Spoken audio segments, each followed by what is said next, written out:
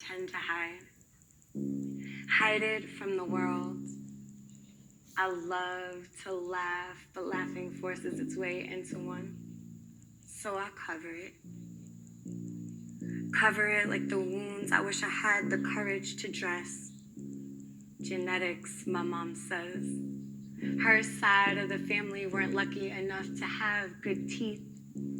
Maybe that was just in our DNA, to not be lucky, imperfect like the imperfect teeth we use to help tell ourselves false truths behind clenched teeth of our family's realities. Restorative treatment is impossible when the ones to address are deceased. I never like flossing. Going too deep that you bleed white and bright red always make me nervous. It hits nerves that penetrate, but not deep enough to get to my roots. I hate exposing my teeth. My front two are crooked. They remind me of my biological father rotting in jail. Like the back tooth in my mouth, removed it because of the decay. Pulling it out caused so much pain. The gaping hole now matches my great-grandfather's gap smile. Wonder if he felt like having a space there didn't make him feel whole. Brace yourself to feel whole. Society tells you to smile. That's usually what first impressions are based on. I typically don't care about first impressions. I understand they can be filled with overcompensation. Society approaches popping artificial flavor gum instead of showing all gums. I never liked fake anything, so I remain impartial. Worried more about my unaligned teeth and not my spirit. So I'm left currently trying to build bridges filled with my harsh truths to help transport my family's indentured legacy so I can fully smile and actually mean that shit.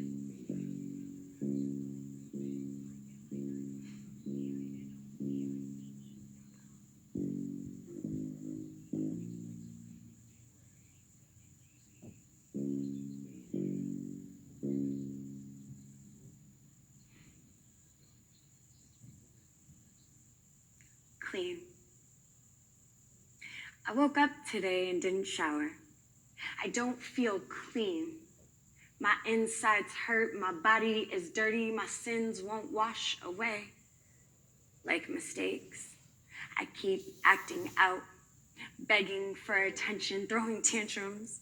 I'm an adult, but I still love toys and playing outside of my home, my relationships, self-sabotage I tried to cut.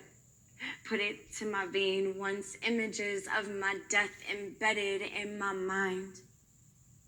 Like a short film, the ending isn't beautiful. Only the dresses at the funeral. Why do I mourn myself? Crucify myself for running away from mirrors that I surround myself with. And people to hold me accountable. They know I can count. I'm great at math. I keep dividing myself into pieces to give to everyone but myself. I don't know how to feel whole or one with someone. It comes in glimpses, snapshots. The picture isn't perfect, but somehow unfocused, underdeveloped. Always top of my class with my letterman, scared of leadership. I can only lead others to the fountain. How can they follow me when they watch me take sips? I bathe in hardships. My skin no longer pores. I'm dehydrated, giving everything but not enough. Glass half empty, so I'm never full. It sits in my stomach, kind of like cramps that pull at my spirit so I can feel it, using it as fuel for my creativity. Half healing, on stages. Most people don't know that the real work is truly done behind the scenes. Sideburns. Hair is so goddamn important.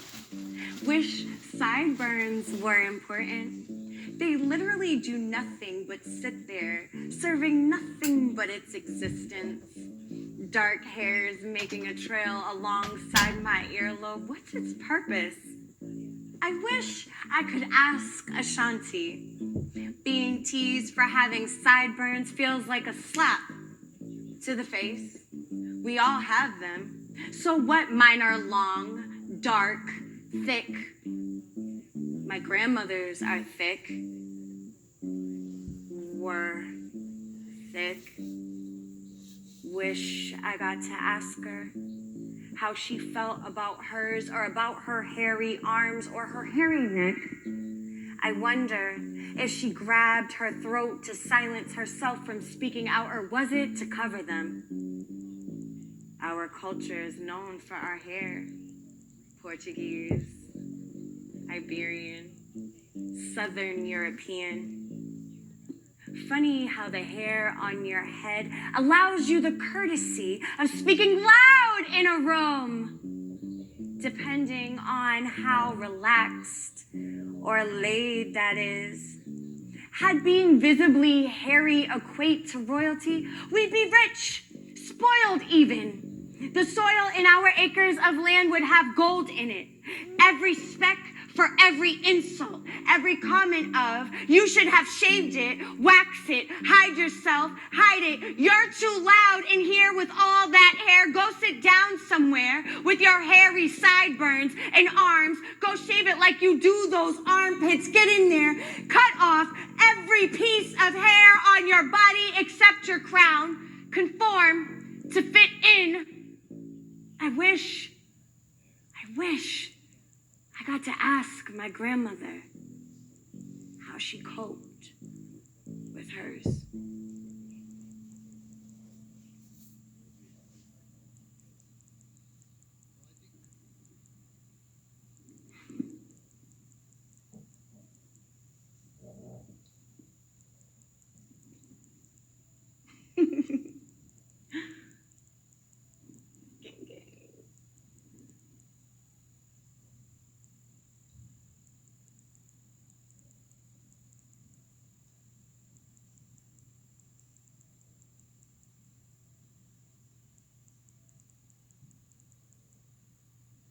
FaceTime.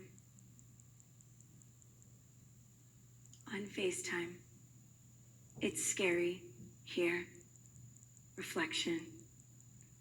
I avoid the mirror at every glance. My peripheral. Now face to face. Cell phones force me to look. Now understanding why I hide from myself. I hate my face. Pretty. Ugly. I can be both, depending upon the beholder or what pair of lens they're accustomed to. You see, their eyes see privilege of being pretty.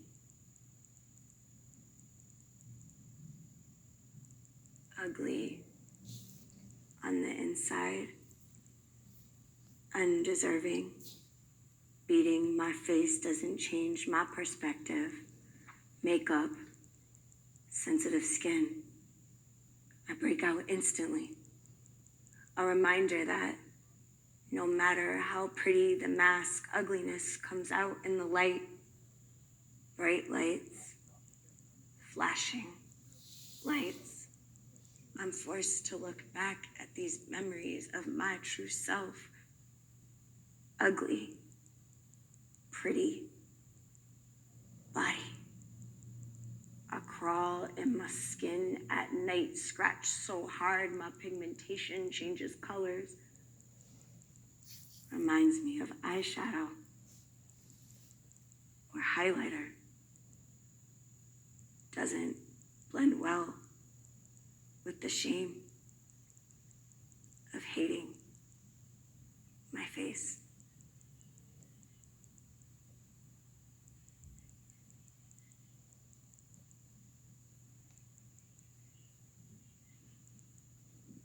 Origin.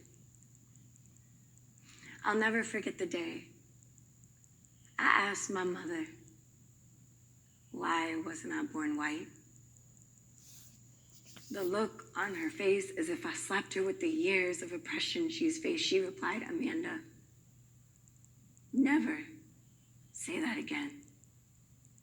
My father, a strong, black, proud man, goes to the store, comes back with a kit to help me assimilate. As he sits me on the chair, he pulls out a jar of white cream. This was